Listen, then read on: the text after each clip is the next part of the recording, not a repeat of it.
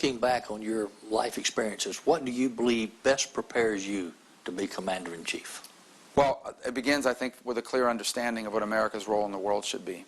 We are not just another country. And I know that some people, Americans, have never been necessarily comfortable with the idea that we must be the most influential country in the world. Most of us would rather just focus on issues here at home. Start our businesses, raise our families, go to work every day, retire with dignity. America has no desire to conquer any more territory. We're not interested in invading any country and turning it into the 51st state. That's not what we want, and that's not what we do.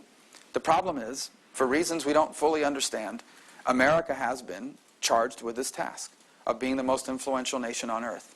And I would just say to you, the world is always going to have a more influential country. And that influential country is going to help shape and determine what the world looks like.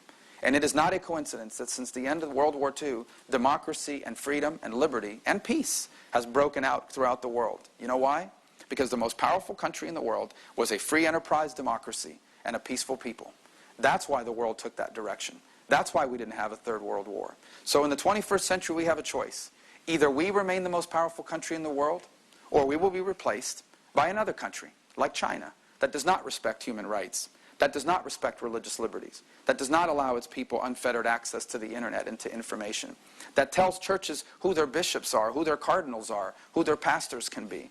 Is that what we want the most powerful country in the world to be? A nation that does not respect the dignity and the rights of their own people, not to mention others? Because if that's the most powerful country in the world will change. And every single one of us will feel the impact of it. So I'm guided by that belief, by the understanding that America isn't just indispensable, it's exceptional.